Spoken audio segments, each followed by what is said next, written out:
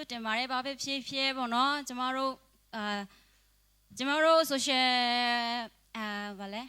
social committee တွေပေါ့နော်ဆူတောင်းထားတယ်မိလာဖို့အတွက်ဆူတောင်းပြမိပြတ်သွားပါတယ်လို့ဒါပေမဲ့ကျေးဇူးတော်ကြောင့်ခုပြန်လာပါပြီပေါ့နော်လာရောက်ပေးကြတဲ့သူတွေအားလုံးကိုကျေးဇူးအများကြီးတင်တယ်ဒီနေ့မှာကျမကတော့ပုံပြင်လေးပေါ့နော်ပြောသွားပေးမှာဖြစ်ပါတယ်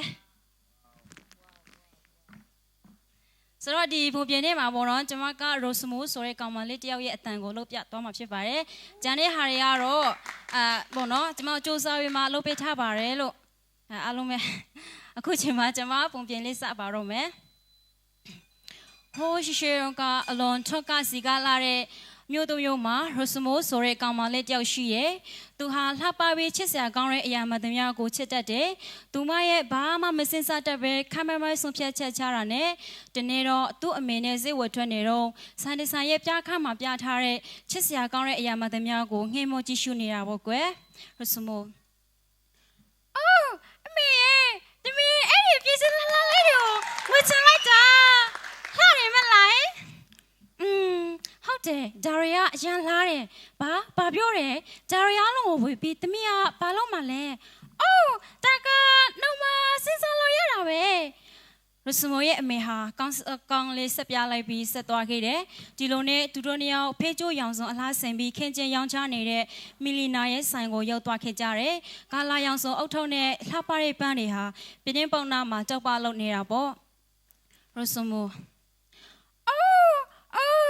ဒါရီအားလုံးကတကယ်လှရမလားဒါရီအားလုံးကိုဝေသိနေနော်ဒါရီအားလုံးဟုတ်လားဒါရီအားလုံးကိုအမေကဘာလို့ရမှာလဲအိုးနောက်ပိုင်းတော့အတုံးဝင်ရနေရရှိမှာပေါ့ရစမိုရေအမေကတော့မွေခင်မှာဘလို့တုံးရမလဲပိုသိချင်တယ်ကဲလာဆက်သွားရအောင်နော်မီလီနာရဲ့ဆိုင်ရဲကနေရိုစမိုတယောက်စိတ်ကောက်နဲ့ပြန်ထွက်လာခဲ့တယ်လမ်းလျှောက်လာကြရင်ယတနာအယောင်ဆိုင်ကိုရောက်သွားကြတယ်။အဲ့ဒီမှာခင်းကျင်းထားတဲ့အယောင်အသွေးတောက်ပစုံလေးတဲ့လေဆွေးတွေကိုရိုစမိုကငှင်းဝကြည့်နေခဲ့တယ်။ရိုစမိုမဲဒီလိုလေးကြည့်ပါဦး။ဒီမှာဒါရီလေလှရမလား။လှရလေ။သမီးအားလုံးကိုလို့ချင်တယ်။သမီးတွေဝေကြမလား။အော်ရစမိုလီရဲ့အမေတို့မှာလက်ဝဲရတနာရရှိပြီလေအမေတော့ချက်ဝယ်ဖို့မလိုတော့ဘူးလို့ထင်တယ်ဒါပေမဲ့လေအမေရဲ့အရာတွေကအရန်ကိုတော်တော်လှတယ်ပြီးတော့ကြောက်ပါလေးလက်နေရပြီလေဒီလောက်အကြောင်းပြချက်လောက်နဲ့ဝယ်လို့မဖြစ်ဘူးလားသမီးကအဲ့လိုခံစားနေရလားအဲ့လိုဆိုရင်တော့သမီးနဲ့အမေကသဘောထားချင်းမတူတော့ဘူးနော်ကဲအခုတော့အမေတို့တွေကုံစုံဆိုင်ဘက်ကိုတွားကြရအောင်ဒီလိုနဲ့ရိုစမိုလေးကိုဆိုင်ထဲကနေခေါ်ထုတ်သွားခဲ့တယ်။အမေတို့ကိုစူပေါ်ရဲ့မျက်နှာနဲ့လိုက်လာကဆန်ဒီဆိုင်တို့ဝင်သွားကြတယ်။အဲ့ဒီမှာလဲသူဟာပွန်တရာမျိုးစုံအရွယ်မျိုးစုံအယောင်မျိုးစုံပလင်းတွေကိုတွေ့သွားခဲ့တယ်။ဒါပေမဲ့သူမဟာခရရောင်ပလဲတစ်လုံးကိုပေါ်ပြီးတော့မျက်စိကျသွားတယ်။ရိုစမိုအမေအဲ့ဒီပလင်းလေးကထူးထူးခြားခြားလားမနေဘူးလားဝယ်လို့ရလားသမီးအဲ့ဒီအိုးကိုဘာလို့မလုပ်လဲသမီးအဲ့ဒီအိုးကိုပန်းတွေထိုးထားမလို့လေအရာကြီးကောက်မှာဒါပေမဲ့သမီးမှာပန်းအိုးတွေအများကြီးရှိပြီလေလာပါသွားကြမယ်သူတို့လမ်းလျှောက်ပြီးထွက်လာခဲ့ကြပေမဲ့ရိုစမိုရဲ့စိတ်ထဲမှာတော့ခန်းရောင်အိုးလေးကမျက်စိတွေကမထွက်ဘူးပေါ့ရိုစမိုအမေမှာပတ်စံမရှိရတော့မဟုတ်ဘူးချင်တယ်အမေမှာပတ်စံရှိပါတယ်သမီးရဲ့ဒါဆိုရင်အမေကိုသမီးကနားမလည်နိုင်တော့ဘူးသမီးသာပတ်စံရှိရဆိုရင်ဖဲချိုးတွေအိုးတွေလက်ဝဲရတနာတွေတွေ့သမျှအကုန်ဝယ်ဖြစ်မှာပဲဒီလိုမျိုးဝယ်လိုက်ပြီးရောအမေတော့တွေ့သမျှဝယ်တာမျိုးတော့မလုပ်သင့်ဘူးချင်တယ်ဒီနေ့ပြောရရင်ပတ်စံကုန်သွားရတော့ဘဝမှာလှပတဲ့အရာတွေကိုပဲဝယ်သင့်တယ်ဝေါဒါလေးကတော်တော်လေးကိုမိုက်တယ်သမီးတီလာအမေအထင်တော့အဲ့ဒီအိုးလေးကိုတေချာကြည့်လိုက်ရင်သမီးလှုပ်ချင်တော့မှမဟုတ်ဘူး။အိုးသမီးကတော့ကြိုက်မှတေချာတယ်။လှတဲ့အရာတွေကချက်ပြီးစစ်ဖို့မလိုဘူး။ဒီလိုနဲ့လမ်းလျှောက်နေတော့ရိုစမိုဟာခြေထောက်ကနာကျင်မှုတစ်ခုကိုခံစားလိုက်တယ်။ရိုစမိုအမေခဏစောင့်ပါဦး။သမီးဖနေလေးမှာ တခုခုခံနေတယ်လို့ပဲသူမဖနက်ချပြီးကြီးလိုက်တော့ဖနက်ပုတ်နေတာကိုတွေ့လိုက်တယ်ရိုစမိုအိုးသွားပါပြီဒီဖနက်ကအကောင်းဆုံးတစ်ခုပဲဒီဟာကြမှာဒီလိုမျိုးဘာကြောင့်ဖြစ်ရတာလဲဘာလို့မစီးရလဲတမီးရဲ့ဘာလို့လဲဆိုတော့သူတို့ကချစ်စရာကောင်းလို့လေအခုတော့ကျူးလေးတွေပြည့်စည်သွားပြီတမီးတော့ဖနက်ချက်လုံနေပြီဒါနဲ့သူတို့နှစ်ယောက်ဖနက်ပြင်ဆိုင်ကိုတွားခဲ့ကြတယ်တနာစရာရိုစမိုတယောက်ခယူးစိတ်ပြီးလမ်းလျှောက်နေရတယ်ချွန်တဲ့အရာတွေကိုမနှင်းမိအောင်တတိထားနေရတာပေါ့တိတ်မကြခင်မှာပဲဖနက်ပြင်ဆိုင်ကိုရောက်သွားကြတာပေါ့မင်္ဂလာပါခင်ဗျာမင်္ဂလေးနှစ်ယောက်အတွက်ဖနက်လလေးနေရလိုချင်ပါသလားမဟုတ်ပါဘူးတမီးအတွက်တရံဆိုရင်ရပါပြီဟုတ်ပါပြီကွယ်ဟိုနားကတရံဆိုရင်သူနဲ့ပို့ပြီးတော်မယ်ကျေးဇူးပြုပြီးခဏလေးနော်ကဲဒီဆိုင်ကရောလှတယ်လို့တမီးမထင်ဘူးလားမထင်ပါဘူးအဲ့ဒီဖနက်တွေအားလုံးကအရာတွေကလည်းမွတ်ချက်ချောင်းနဲ့အနက်အသက်တွေကလည်းအရန်ကိုစိုးတယ်ဒါက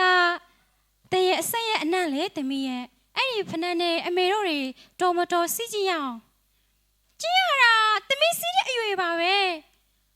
မစီးကြည့်ရဘဲနဲ့အဲ့လိုမပြောနိုင်ဘူးလေအဲ့လိုပဲအိုးလေးကိုလည်းတေးသေးချာချာမကြည့်သေးပဲနဲ့ကြားယုံနဲ့မသိနိုင်ဘူးတမီးရဲ့တမီးအတွက်စမ်းသပ်စရာမလိုဘူးတမီးကြိုက်တယ်ဆိုတာတမီးသိတယ်ဖနက်ရောအိုးလေးရောအမေဝေပေးနိုင်မလားယင်အမေမှာနှစ်ခုဝေဖို့တော့ပတ်စံမလုပ်ဘူးတမီးရဲ့တမီးတစ်ခုခုတော့ရွေးမှဖြစ်မယ်တမီးကိုယ်ရဲ့ဆုံးဖြတ်ဖို့ဒါမှကုန်းဆုံးဖြတ်ချက်ကိုကိုရင်တာဝယူဖို့ဖြစ်လာမှာဒီလိုနဲ့အမေဟာရိုစမိုတယောက်ဖနက်ကိုရွေးမလားအိုလေးကိုရွေးမလားတေချာစဉ်းစားဖို့ထားခဲ့ပြီးသူကတော့ဖနက်သမားစီကိုတွားခဲ့တယ်ရိုစမိုဟာဖနက်ကိုတုံမုံကြည့်နေခဲ့တယ်အရာတုတ်နေတဲ့အိုးကြောင့်အစိတ်ထဲရလာတာနဲ့ချက်ချင်းဆိုသလိုသူမရဲ့မျက်နှာတုတ်ပလာတာပေါ့သူ့အမေပြန်လှည့်လာတော့တုံးဆိုင်မနေပဲချက်ချင်းအဖြေပေးလိုက်တာပေါ့ကွယ်ရိုစမိုအမေတမီးခရရအောင်ဝေဖို့ဆော့ဖြတ်လိုက်ပြီကြည်ဖနက်ကတိတ်လေမစိုးသေးပါဘူးနောက်တလားလောက်ချီတော့ခအောင်မယ်ဆိုတာတေချာပါတယ်အမေရဲ့ဒါဆိုရင်လည်းကောင်းပြီလေဒါဆိုရင်အမေကို grade တစ်ခုတော့ပေးရမယ်နောက်လောက်ကုန်ချီတမီးကအမေကိုဘေဖနက်မှမဝေခိုင်းပါဘူးဆိုတာပဲရိုစမိုကောင်းညင်လိုက်ပြီးဖနက်ဆိုင်ကနေပြပြရွှင်ရွှင်နဲ့ထွက်လာခဲ့တာပေါ့တိတ်မကြခင်မှာပဲတော်တော်လေးလှရှော့လာပြီးရိုစမိုရဲ့ခြေတော့နာလာတာပေါ့ဒီလိုနဲ့အစည်းဆိုင်မှာရိုစမိုလည်းတယောက်ခရရောင်အိုးကိုယူလိုက်ရင်ပြုံကြီးဖြစ်သွားတာပေါ့အိမ်ပြန်တဲ့လမ်းမှာအိုးလေးကိုတစ်ကျက်စွာကင်ခဲ့တယ်ဒါပေမဲ့ရိုစမိုလှရှော့ရတာတော့မလွယ်ကူဘူးပေါ့လန်တလျှောက်ဖနက်ပုံလေးကိုကြောက်တုံးလေးတွေဝင်လာလို့လေရိုစမိုအိုးအမေတမီးချီတော့နာနေတယ်ဒါကတမီးရဲ့ရွက်ချင်မှုနော်အိုးကိုပြန်သွားပေးချင်လားမလို့တမီးမပေးပါဘူးတမီးလှရှော့နိုင်ပါတယ်ပြီးတော့အဲ့လောက်ကြီးနာနေရတော့လေမဟုတ်ပါဘူးဒီလိုနဲ့အင်ရောက်တဲ့အထိထုံးနဲ့လှရှော့သွားခဲ့တယ်ဖနက်ချွန်းဒီလိုနဲ့အရောက်တဲ့အထိထုံးနဲ့ဆက်သွားခဲ့တယ်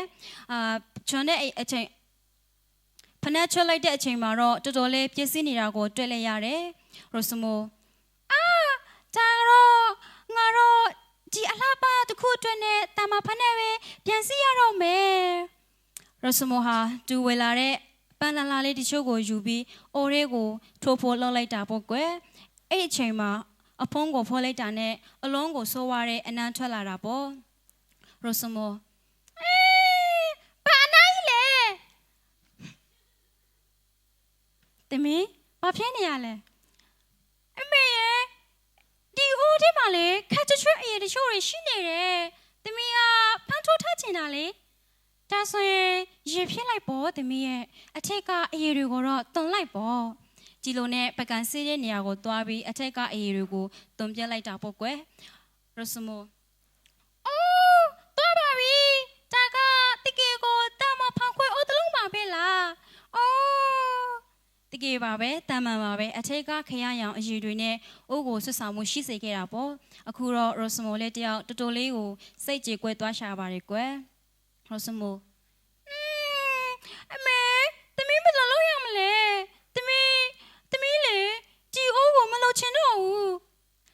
လို့လဲပန်းတွေကိုထိုးထားလို့ရသေးတာပဲလေကွယ်မလို့ချင်တော့ဘူးသမီးကခရရောင်ဖြစ်နေလို့ပဲဒီဥပလို့ချင်တာဒါကြောင့်အမေပြောတာပေါ့တေးသေးချာချာဂယုစိတ်ပြီးကြည့်ပါလို့ဒါပေမဲ့အခုတော့သမီးယူလိုက်တော့ဖနှက်ဝလို့မရတော့ဘူးလေဖနှက်တရားအမေသမီးဒီအုပ်ကိုပြန်တော့ပြမယ်ဆိုရောသမီးကိုဖနှက်တရားဝယ်ပေးမလားယင်မရတော့ဘူးသမီးအမေပြောသလိုပဲလေဒီလားကုန်ချီတော့ဘာမှရမှာမဟုတ်တော့ဘူးဒီလားကုန်ချီတော့နေလိုက်ပေါ့ရိုစမိုဟာမပြောပေမဲ့သူမရဲ့ဂရီအတိုင်းပဲဘာကိုဘာမှချက်မပူစားတော့ဘူးသူ့အဖေကသူ့ကိုအံ့အားသင့်အောင်မလုပ်ခင်ကြည့်ပေါ့ကွယ်သူ့အဖေသမီးလေးဒီညနေသမီးတို့ကိုဟိုးပေးမြွန်းကကားပွဲတစ်ခုမှဖိတ်ထားလေလေတကယ်ဒီလိုခန်းသားမျိုးမှာကလေးတွေမပါပေးလေတက်လို့ရလို့လားဝါကောင်းမယ်ဟုတ်လား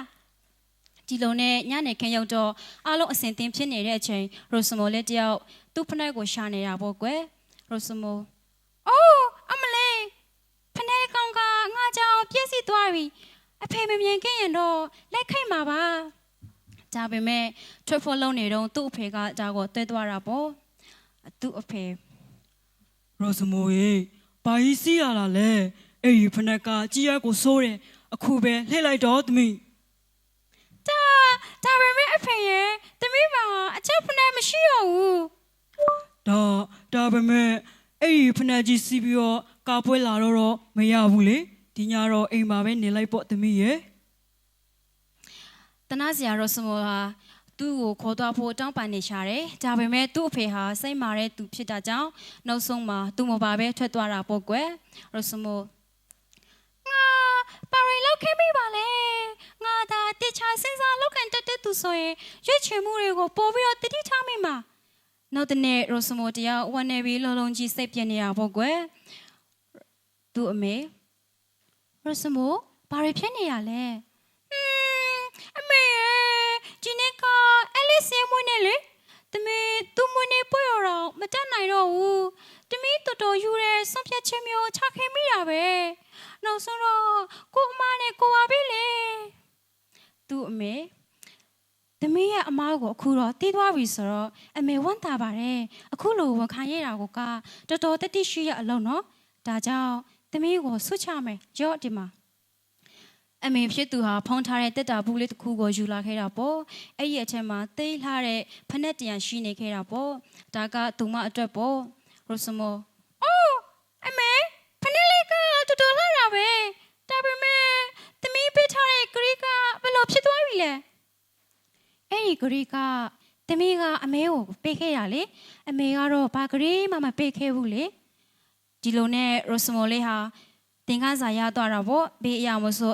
အစင်းလှပတာတခုတင်နဲ့လိုချင်ရယူဖို့မဟုတ်ဘူးရယူပိုင်ဆိုင်ရလို့အင်မတန်ပျော်ရွှင်ရတာရှိသလိုလုံးဝစိတ်ပြတ်သွားဖို့လည်းဖြစ်နိုင်တယ်ဒါကြောင့်ရွေးချယ်မှုကကောက်ကောက်ဆုံးဖြတ်တတ်ဖို့အရေးကြီးပါတယ်အားလုံးကိုကျေးဇူးအများကြီးတင်ပါတယ်ဒီပုံပြအဖြစ်ပေါ့နော်ဒီမှာရှိတဲ့ညီကိုမောင်မတွေကလည်းပေါ့နော်တခုခုရသွားမယ်လို့မျှော်လင့်ပါတယ်အားလုံးကိုကျေးဇူးအများကြီးတင်ပါတယ်